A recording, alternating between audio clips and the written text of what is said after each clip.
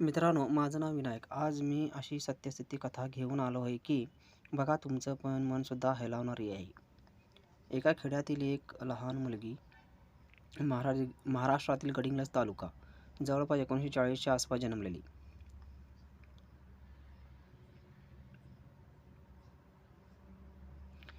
त्यावेळी एका श्रीमंत घरात खायला प्यायला कमी नव्हते.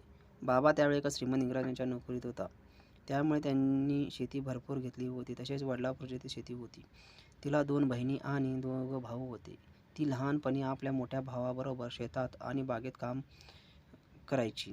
शेतातील कामे अगदी एखाद्या पुरुषाप्रमाणे करायची. तिला काही लोक त्यांचा वडिलांचा मुलगा म्हणायचे. मित्रांनो, दिसायला गोरी, छान, हळूहळू मोठी होत होती.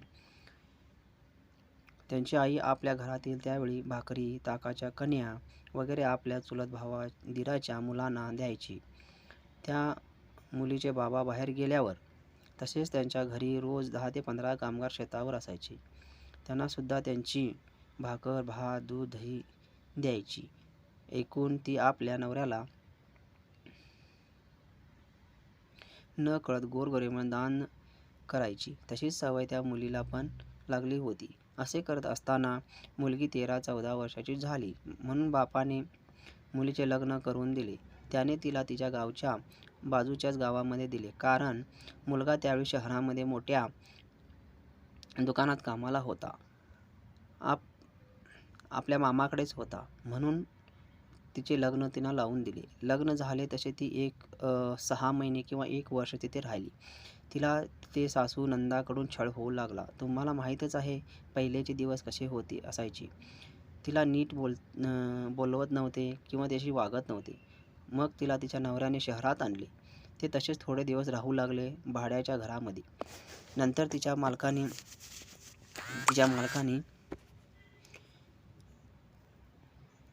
मामाचे घर सोडले व भाडोत्री राहू लागले. त्यावेळी ते मॅट्रिक्युलेट होते.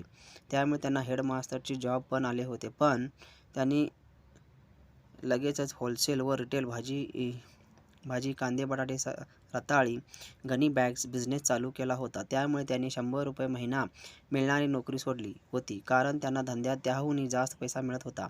त्यांनी आपल्या गावाकडून आपल्या भावांनाही तेथे बोलावून घेतले व धंदे चालू करून दिले. बघता बघता 2 मुली झाल्या. त्यानंतर त्यांना 3रा मुलगा झाला आणि अचानक मग त्यांच्या संसाराला उतरती कळा लागू लागली.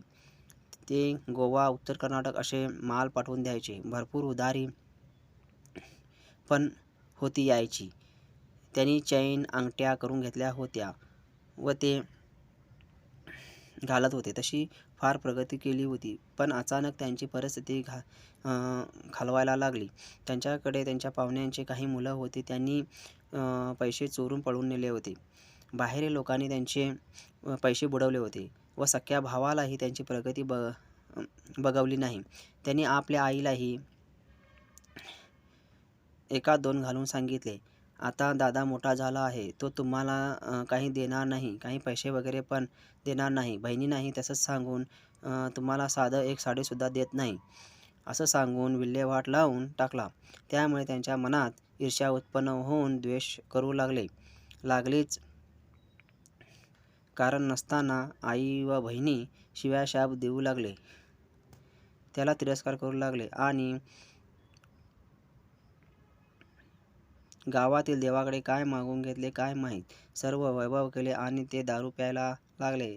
मित्रांमध्ये जाऊन जुगार खेळणे, दारू पिणे आणि घरी येऊन बायकोला शिव्या देऊ लागले. घरामध्ये रोज भांडणे होऊ लागली. धंद्याचे पैसे पिऊन खर्च करू लागले. मग त्या माऊलीनं जाऊन मार्केटमध्ये भाजी विकू लागली. आणलेली भाजीपाला, कांदे, बटाट्याचे देणेकरी येऊन पैसे विचारू लागले. ती माऊली त्यांचे कर्ज देऊन कसंबसं घर चालवू लागली. असं करता करता परत त्यांना प्रत्येक 1.5-2 वर्षांनी 8 अपत्ये झाली. जेव्हा 4थी मुलगी झाली, त्यानंतर 5वा मुलगा, 6वी मुलगी, 7वी मुलगी आणि 8वा मुलगा अशी अपत्ये झाली. ती तशीच सर्व सहन करत भाजी विकून मुलांची पोटं भरू लागली. त्यावेळी 6वी मुलगी उपजली. तेव्हा तिने आपला धाकटा भाऊ याच्याकडे पैसे मागितले व म्हणाली, मला कुठेतरी बाहेर घर बांधून दे. त्यावेळी त्या माऊलीने पैसे घेऊन एक 4 गुंठे जमीन घेतली शहराच्या बाहेर आणि तेथे 2 खोलीचे कौलारू घर बांधली. आपल्याबरोबर ती आपल्या नवऱ्याला घेऊन हे सर्व करत होती. कारण ती भाड्याच्या घरात राहून कंटाळली होती.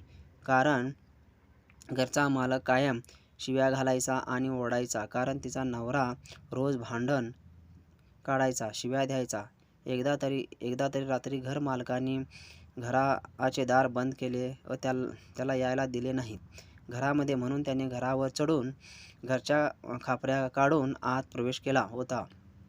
नंतर ती घर बांधल्यावर नवीन घरी आली व राहायला लागली. पण जोराचा पाऊस वारा असल्यामुळे घराच्या खापऱ्या उडून जायच्या. आजूबाजू कोणाचेही घर नव्हते. पटांग माळावर तिने आपला एकटेच घर बांधले आणि ती परत रोज चालत भाजी मार्केटला जायची.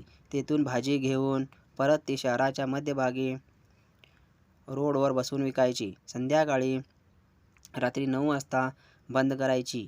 भाजीवाल्या लोकांचे पैसे देऊन उरलेल्या पैशामध्ये तांदूळ, डाळ घेऊन यायची आणि नंतर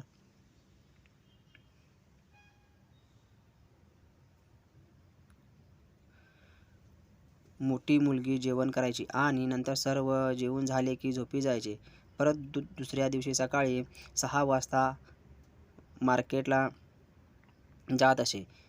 ती आपले जीवन जगू लागली. असे करत असतेवेळी तिचा नवरा रोज तिला शिव्या द्यायला. भरलेल्या मार्केटमध्ये तिची आबरू काढायचा. तसेच मागून येता जाता आणि घरी रात्री जेवताना आणि रात्रभर पण तिला शिव्या द्यायचा. पण ती माऊली गप्प खाली मान घालून ऐकून घ्यायची. कारण आपल्या बापाला तिने कधी म्हटले नाही. बाहेरून तिच्या वडिलांना ते समजले होते आणि ते स्वतः लोणी घेऊन विकायला यायचे. तेव्हा ते बघायचे. ते तिला म्हणत होते, आपण सोड घेऊया. पण तिने वडिलांना नकार दिला आणि सांगितले, जगायचं मरायचं येतेच. नंतर असेच हलाखीचे दिवस जगू लागले. त्यामुळे मुलीही मोठ्या होऊ लागल्या. तसं तिला आता काळजी वाटू लागली. मोठा मुलगा 7वीपर्यंत शिक्षण घेऊन एका किराणा दुकानात पुड्या बांधायला जायचा. 2 नंबर मुलगी पण तिच्याबरोबर भाजी विकण्यासाठी जायची. सर्वात मोठी मुलगी घरातील कामे व इतर तिच्या लहान भावंडांना बघायची. नंतर 3 नंबर मुलगी आणि 4 नंबर मुली लाकडे जळणासाठी लाकडे गोळा करायचे. मार्केटयार्डामधील रताळी, बटाटे मार्केटमधून सकाळी पहाटे लवकर जाऊन पडलेले गोळा करून आणायचे आणि तेच शिजवून खायच्या. 2 नंबर मुलगा देवाला सोडल्याप्रमाणे घरातील बाहेरील साहित्य नेऊन विकायचा आणि ते पैसे चैनी करायचा. एकदा गेला की 6 महिने येत नव्हता. कधी त्याच्या संसारामध्ये लक्ष नव्हते किंवा कोणतीही इच्छा नव्हती. म्हणजे इतर लोकांप्रमाणे पण आपण कमवावे, मोठं व्हावे असे काहीच नव्हते.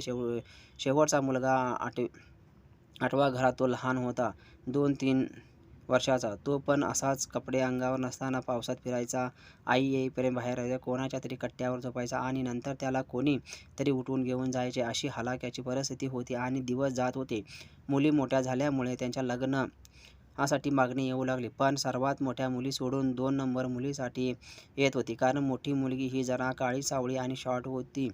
आई म्हणत होती की पहिले मुलीचे मोठीचे करू. पण मागणं आणलेल्या 2 नंबर मुलीसाठी आग्रह केला आणि मुलगा मिलिटरीमध्ये आहे म्हणून सांगून तिचे लग्न करून घेऊन गेले. आईला गरीबीमुळे करता आले नाही. त्यानंतर तिने मोठ्या मुलीचे स्थळ पाहू लागली आणि पण जमत नव्हते. तेवढ्यात तिच्या मामाकडून तिच्या नवऱ्याने गावावरून स्थळ आणले आणि ते म्हणत होते की अजून एक मुलगी आहे आणि याचे लग्न का? अगोदर तिचा नवरा म्हणू लागला, गावाकडील शेती त्या मुलीचा बाप करून देऊ शकतो आणि नुकतेच माझ्या बापाने वाटणी करून जमीन दिली आहे. आणि माझा चुलत भाऊ श्रीपती तो म्हणत होता, जर तू या मुलीबरोबर तुझ्या मुलाचे लग्न केलास तर त्या मुलीचा वडील दादा तुला शेती करून देईल आणि जर तू नाही म्हटलास तर तुला गावात येऊ देणार नाही. खरी गोष्ट म्हणजे तिच्या चुलत दीर आणि इतर 4 मित्र त्या मुलीबरोबर होते आणि श्रीपतीला त्याची जमीन बळकवायची होती आणि एकदा हिचे लग्न झाले की हिला थोडी त्यातील जमीन द्यायची आणि बाकीची आपण घ्यायची आणि तिची सोडचिठ्ठी करून घ्यायची. त्यामुळे ती मुलगी ही तशीच वागत होती. ती इकडे नवऱ्याच्या घरी लग्न होऊन गेल्यावर पहिल्या महिन्यापासूनच नको तसे वागू लागली. मी आजारी आहे म्हणून 10 वाजेपर्यंत झोपायची आणि सासरा गेल्यावर लहान नंदा दीर शाळेला आणि खेळायला गेल्यावर जेवण करून परत झोपत असे. घराची कामं करत नसे आणि आपली घाण पिरियडचे निक्कर वगैरे तेथेच पिशवीत लपवून ठेवायची. त्यामुळे सासऱ्याला तिला शिव्या देणे भाग पडलं होतं. मोठी मुलगी घराचे सर्व काम करायची. 4 माणसे शहरात भाजी विकण्यासाठी आपल्या धंद्यावर जायची. त्यात नवरा, सासरा, सासू, 2 नंबर नणंद, बाकी सर्व. लहान नंदा आणि दीर शाळेला आणि खेळायला जायची. पण तिने भांडण काढून खोटे आळ घालून माहेरी गेली आणि हुंडाबळीचे केस सासरच्या लोकांवर घातली. आता सांगा, तिला जाच दिला म्हणून हुंडाबळीची केस केली. हिला जाच कसा झाला? सासू, सासरा, नवरा, 2 नंबर नणंद सकाळी 6 वाजता मार्केटला कामासाठी गेले की रात्री 10 वाजता यायचे. बाकी घरातील लहान नंदा व दीर खेळायचे आणि शाळेला जायचे. मग हिला छळण्यासाठी कोण होतं? त्यामुळे आणखीन घर खाली गेले. केस 4 वर्षे चालली. नंतर तिला पोटगी द्यायचे फिक्स झाले. नवऱ्याने 1-2 महिने पोटगी दिली आणि द्यायचे बंद केले. तिनेही विचारली नाही. कारण गावाकडील पूर्ण शेती आणि तिचे 4 यार त्याच्या मनाप्रमाणे झाले होते. ती जमिनीवर कब्जा केले होते आणि सासरा किंवा नवरा गेले की त्यांना धमकावून सही घ्यायचा प्रयत्न करत होते. त्यामुळे त्या माऊलीने शेतीचा नाद सोडला आणि आपल्या उरलेल्या मुलांचं पोट भरू लागले. तेव्हाच मोठ्या मुलाची पण एका गरीब घरातील मुलाबरोबर लग्न करून दिले. ना काही चौकशी करता, कारण तेव्हा परिस्थितीच नव्हती तेवढी विचारपूस करण्याची. कुटुंब भाडोत्री राहत होतं, त्यांचं काही नव्हतं. तसेच दिवस जाऊ लागले. त्या मोठ्या मुलीला मुलगा झाला आणि त्या मुलीचा नवरा वारला, म्हणून त्यांनी आपल्या मुलीला आपल्या घरी ठेवून घेतले आणि तिचा मुलगा असे दिवस जाऊ लागले. त्या माऊलीने 3 नंबर मुलीचे लग्न करून दिले. मोठ्या मुलाचे आणखीन दुसरे लग्न करून दिले. पण त्यांची बायको चांगली वागत नव्हती आणि मोठा मुलगाही त्या दुसऱ्या बायकोबरोबर वेगळे राहायला गेला. असे ती माऊली न हारता कष्ट करून आपला प्रवास चालू ठेवली होती. एवढ्या तिच्या यातना होत होत्या. आता ती पूर्णपणे खचली होती. कारण नवरा 24 तास दारूमध्ये धूत होता. घरात मोठी मुलगी विधवा आणि तिचा मुलगा, एक लहान मुलगी, 2 नंबरचा मुलगा बेवारसारखा इकडे तिकडे फिरत असायचा आणि एक लहान मुलगा जो आता 9वीला होता. असं ती दिवस ढकलत होती. पण तिचं राबणं काही थांबलं नव्हतं. नंतर 1996ला शेवटच्या मुलीचं लग्न करून दिले आपल्याच भावाच्या मुलावर आणि मोकळी झाली. तेव्हा फक्त घरात धाकटा मुलगा होता. तो नुकताच 10वी पास झाला होता. तो शाळेत पहिला यायचा आणि खेळातही नॅशनल लेव्हलपर्यंत पोचला होता. आता तिची आस फक्त शेवटच्या मुलावर होती. नंतर मुलगा डिप्लोमा मेकॅनिकल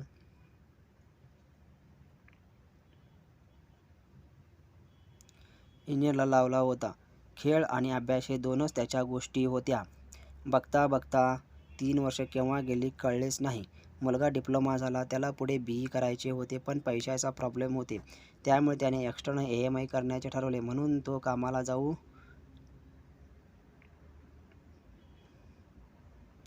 लागला. त्यावेळी 2 नंबर मुलाचे त्यांच्या मामाने लग्न ठरवले. तो मुलगा इकडे तिकडे फिरायचा. त्यावेळी तो मामाच्या घरी होता. तेथे मामाच्या म्हैशी चारायला घेऊन जात असे आणि मामाच्या बागेत ही काजू गोळा करण्यासाठी जात असे. तेथे एका बाजूच्याच गावातील इसम मामाकडे यायचा. त्यांनी याला बघितले व मामाला म्हणाले, याच्याशी माझ्या मुलीचे लग्न लावून देऊ. याच्या पण हाताची बोटे नाहीत व मी याला त्याच्या शहरी घर बांधून देतो, त्याला दुकान घालून देतो आणि 50,000 रुपये त्याच्या नावावर ठेवतो. मामाने त्याला विचारले, काय रे, करून घेतोस काय लग्न? त्याने लगेच पैशासाठी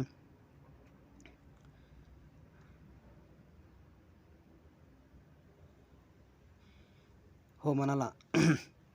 ना मुलगी बघितली कशी आहे? काही नाही. नंतर मामाने आईला विचारले की एक मुलगी आहे, जरा पोलिओमुळे लंगडत असते, चालते, तसं फार काही नाही. आई म्हणाली, हे बघ दादा, जर तुम्हाला मुलगी पसंत आहे तर मला काही अडचण नाही, पण तो मुलगा धड वागत नाही. कायम बारीक सारीक काहीतरी घेऊन जाऊन विकून आलेल्या पैशाची चैनी करतो व 6-6 महिने घरी येत नाही. आणि दुसरी गोष्ट म्हणजे आता माझी तेवढी परिस्थिती नाही. मी परत यांच्या वडिलांना पण विचारतो. मग आईने बाबांना विचारले. त्यांनी सांगितले, "एक लग्न करून बस झाले आहे. आता मी त्यामध्ये भाग घेत नाही. तू आणि तुझा भाऊ आणि भावजय बघा, मला यामध्ये घेऊ नका." म्हणून बाप वडिलांनी बाजू काढली आणि नंतर मामा आईला म्हणाले, "तसं काही नाही होत. त्या मुलीचा बाप घर बांधून देणार आहे म्हणे. त्याच्या नावावर पैसे ठेवणार आहे. दुकान घालून देतो म्हणतोय." मग आई म्हणाली, "बघ तुझ्या जबाबदारीवर, कारण त्याचे वडील म्हणत आहेत तिकडील मुली नको. झाले तेवढे बस." मामाने ठीक आहे म्हणून तो गप्प बसले होते. पण त्या मुलीचा बाप रोज मामाच्या घरी आणि बागेत जाऊन भेटत होता. फक्त तुम्ही हो म्हणा म्हणून, कारण त्यांना आपल्या मुलीचा लिंब काढायचा होता. नाहीतर मुलगी कुंवारी राहिली असती. शेवटी लग्न झाले. त्या लग्नात आनंद कमी, दुःख आणि रडारडी जास्त झाली. कारण त्या मुलाची इतर भावंडेवाने आई त्या नवरी मुलीला पाहून शॉकच झाले. कारण ती मुलगी वाकून चालत होती. पायाने व तोंडाने पोलिओमुळे वाकडे झाले होते. मुलगा एक नंबर दिसायला हिरो होता, पण हाताची बोटे उसाच्या घण्यात घातला होता. तेवढेच, बाकी सर्व नाकाडोळ्याने शुद्ध व सुंदर होता. मग नंतर नवरा नवरी घरी आले. अर्थवणेपर्यंत झाले. 2 महिने निघून गेले. सर्व चांगले होते. सर्वांनी आनंदाने मुलीला स्वीकारले आणि ती मुलगी पण छान राहायची. सर्व करून रिस्पेक्ट करून द्यायची. पण 2 महिन्यानंतर जेव्हा ती नवरीची बहीण आली, त्यावेळी त्या मुलीच्या मोठ्या जावेला भेटली. ती बहीण पण नवरा सोडलेली घरीच होती. ती आपल्या बहिणीचा मोठ्या दीर व जाऊबाईला भेटली. त्यांच्या घरी गेली. त्यांच्याकडे जाऊन गप्पा मारू लागले. तेव्हा त्यांनी तिचे आणि तिच्या बहिणीचे कान भरले.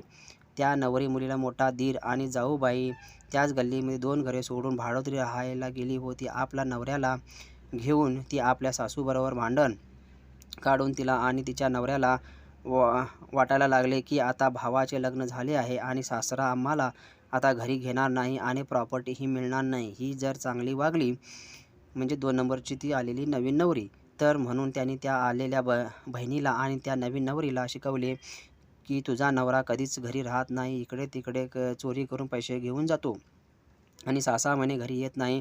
काही कमाई करत नाही आणि सासू-सासरे वाईट आहेत, त्रास देतात. आम्हालाही त्रास दिले म्हणून आम्ही वेगळे राहायला आलोय आणि तुम्ही शहाणे असाल तर तुमच्या मुलीला घेऊन जा इथून.